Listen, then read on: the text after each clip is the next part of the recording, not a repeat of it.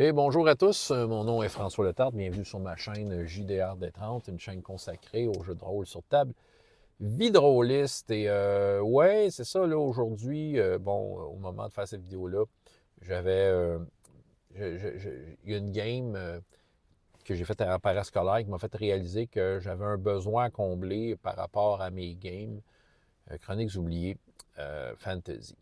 Chroniques oubliées, le livre de base. Tu sais, là, c'est plus par rapport aux objets, mais oui, il y a une liste d'objets avec des prix, tout ça, qui est correct. Tu sais, tout est là. Écoute, je m'en suis servi depuis tout ce temps-là. Sauf qu'aujourd'hui, il y avait vraiment une séance de shopping où j'avais des questions très précises et on dirait que j'avais de la misère à gager les prix. Puis là, c'est là que j'ai vu que Chronique oubliée est peut-être un petit manque là-dedans. Peut-être qu'il y a des listes de prix dans certains suppléments. Les suppléments de Chronique oubliée première édition, soit dit en passant, ben, tu sais, c'est des aventures que je n'utiliserai pas, fait que je n'achèterai pas ça. Tu sais, j'ai le compagnon, tu sais, qui a une coupe d'affaires dedans, mais tu sais, quand on dit une coupe, c'est vraiment une coupe d'affaires. Il n'y a pas tant de choses que ça. Ce qui fait que, tu sais, c'est un monde fantasy. Fait que moi, ce que je pense que je vais faire, je vais tout simplement prendre ce qu'il y a dans Donjons et Dragons. Je vais peut-être me magasiner une application sur le téléphone que je peux aussi consulter en ligne, mais tu sais qu'il y a juste comme les items, qui est autre chose que D&D Beyond, ça c'est en passant, et que j'ai accès aux items, que ce soit des items normaux ou des items magiques. Parce que là, j'ai eu des demandes pour des items bien spécifiques, puis j'avais vraiment de la misère à me gager. Je sortais des prix un peu de même, mais tu sais, j'aurais besoin vraiment de quoi qui me donne une idée de comment ça peut à peu près coûter pour comme négocier, puis amener à déterminer la valeur des choses, c'est ça. Puis tu sais, que les joueurs puissent comprendre c'est quoi leur pouvoir d'achat par rapport à leurs demandes, parce qu'il y avait des affaires il était relativement raisonnable, mais tu sais, selon les calculs chroniques oubliés, puis ben, tu sais, me disait, ouais, OK, je n'étais pas sûr du prix. Des fois, ça avait de l'air super cher pour une affaire que c'était bien ordinaire. Surtout au niveau des objets magiques, et oui, magasiner des objets magiques. Bon, les joueurs étaient dans une place où c'était possible d'avoir des objets un peu fantastiques, fait que, tu sais, j'ai dit, OK. Ce qui arrive, c'est que les objets magiques dans Chroniques oubliées ont comme un peu ramené ça à un dénominateur commun qui je trouve pas super représentatif. Ils ont comme pas super développé cette bout-là. T'sais, les seuls moments où on a mention de prix pour des objets magiques, c'est à deux endroits. Il y a une section objets magiques dans laquelle il y a une formule mathématique. Tu as un objet permanent. Si l'objet permanent, en fait, les autres partent pour l'idée que l'objet permanent reproduit une des capacités d'un des héros. OK? On va prendre une qui est super haute, là. Alors, mettons la fameuse boule de feu, je pense, qui est une capacité niveau 3. OK, tu as une bague qui lance des boules de feu.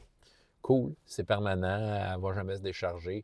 Tu es aussi hot qu'un magicien qui le fait. Peut-être, OK, peut-être ça sauve les points de magie que ça dépenserait, mais malgré tout, tu sais, le magicien qui l'a, tant qu'il y a des points de magie, il est aussi bon que toi. Points de mana, c'est ça. Fait que, OK, la formule est la suivante. C'est le niveau fois le niveau, bref, le niveau carré fois 200 pièces d'or.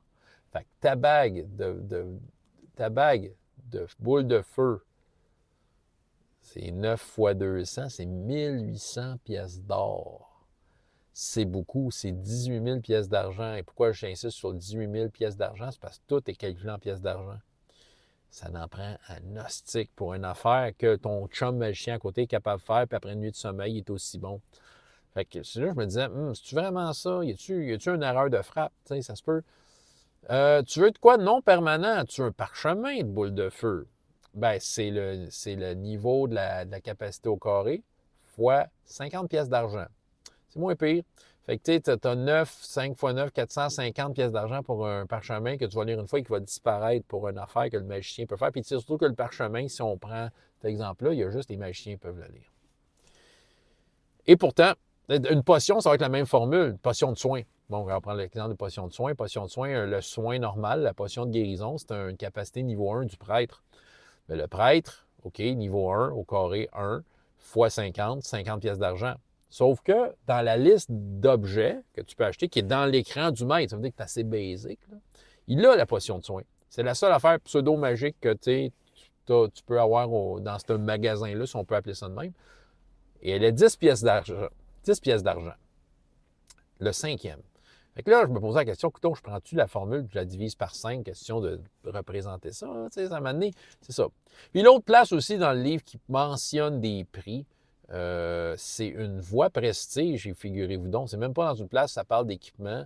Il en parle à certaines autres places, c'est mettons le masterwork, une mention dans un paragraphe. Autrement dit, c'est une information qui est perdue dans un paragraphe. Puis là, c'est ça, je parle d'une voie prestige de Forgesort, qui, je me souviens plus du nom, mais c'est celle qui te permet de fabriquer des parchemins, puis d'aller plus loin dans la fabrication de parchemins, puis de grimoires, puis tout ça, puis il y a des prix. Là.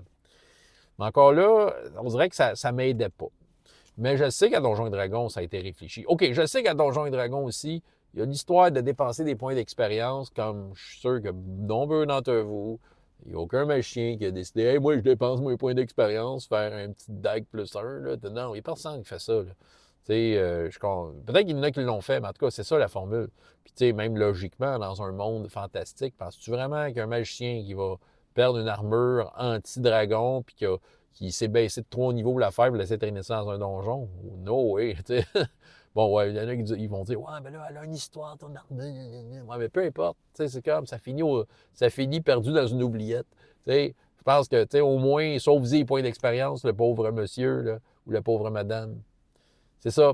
Fait que, tu sais, je vais checker troisième édition, ce que ça disait, m'inspirer de ça, mais tu sais, je vais comme un peu fouiller à droite et à gauche, puis me prendre des listes de prix de donjons, m'inspirer un peu de ce qu'il y a de donjon, puis trouver une bonne moyenne pour avoir une réponse aux questions. C'est ça l'important, c'est que je puisse dire, OK, c'est ça la règle, puis c'est ça que ça coûte. En tout cas, ça va répondre à tes questions. François Letard, JDR de 30, et jusqu'à la prochaine fois, il y a autant de plaisir dans la vie que dans les jeux. Au revoir!